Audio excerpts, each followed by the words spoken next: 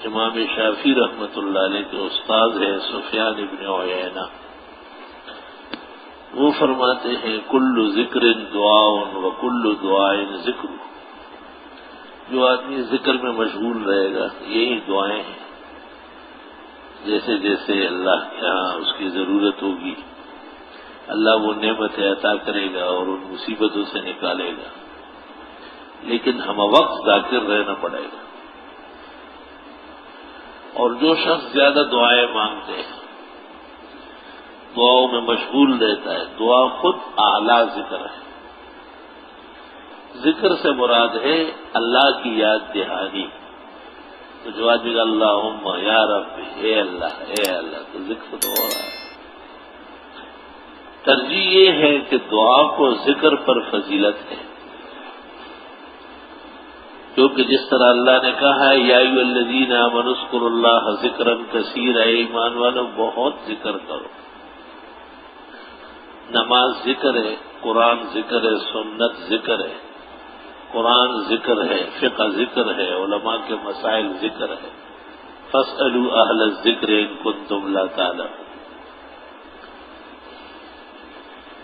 اسی طرح دعاؤں کے لیے اللہ نے انبیاء علیہ السلام کی دعائیں بتائی۔ آدم علیہ السلام دعا مانگ رہے ربنا ظلمنا انفسنا وإن لم تغفر لنا وترحمنا لنكونن من الخاسرین، اپنی عاجزی و بندگی پیش کر۔ نوح علیہ السلام دعا مانگتے ہیں رب انی مغلوب فانتصر، خدایا میں بہت عاجز آ گیا میری مدد فرمائے۔ ابراہیم علیہ السلام دعا مانگتے ہیں رب اغفر لأبی انہ کان من الضالین۔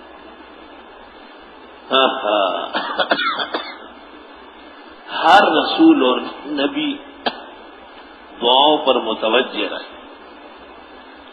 دعا بہت بلند و برتر عمل ہے، بقیہ اعمال اس کے سامنے چھوٹے ہیں۔ حکیم الامت مولانا اشرف علی صاحب رحمۃ اللہ علیہ ایک جگہ لکھتے ہیں جتنے اسباب اور وسائل پر توجہ ہے وہ کمزور ہے، اور جو سبب اور وسیلہ سب سے قوی ہے اس کی طرف توجہ نہیں، اور وہ دعا ہے۔ دعا 24 گھنٹے میں ایک دفعہ تفصیل سے مانگا جاؤ، سب کچھ مانگو، نسل و نسب کے لیے مانگو، پوری دنیا کے لیے مانگو، خیر مانگو، رشد و ہدایت مانگو، خیر سگالی، حفاظت، نصرت، عافیت مانگو۔ غائبانہ لوگوں کے لیے دعائیں بڑی پسند آتی ہے اللہ کو، کسی کی برائی تو دعا میں کرنے کی، ایسا نہ ہو کہ وہ درست اور ہم غلط ہو جائے۔ اللہ ایک شریعت کا ہے کہ یہ کافر ہے، یہ زندیق ہے، یہ مرتد ہے، یہ فاسق ہے، شریعت کے فیصلے کے بعد بندے کا کوئی اختیار نہیں، تو لازماً اس کا اتباع کرنا پڑے گا، پھر اس میں شک کرنا گناہ ہے۔ اس لیے شریعت آئینہ ہے، میزان ہے، جیسے قیامت میں ترازو لگے گا نا اس میں نیکیاں تلے گی، دنیا میں ترازو لگ چکا ہے، شریعت محمدی، یہ فرض ہے، یہ واجب ہے، یہ سنت ہے، یہ مستحب ہے، یہ نفل ہے، یہ مباح ہے، یہ مکروہ تنزیہی ہے، یہ تحریمی ہے، یہ حرام قطعی ہے، یہ حرام تحقیقی ہے، یہ حرام متفق علیہ ہے، یہ حرام مختلف فیہ ہے۔ اقسام اوزان جیسے اپنے چٹان، ہاتھ پاؤ، آدھا کلو سیر، 4 کلو، 20 کلو، من، ٹن، جیسے آپ نے اوزان بنائے ہیں اور اس کے مطابق چیزوں کو سمجھتے ہیں۔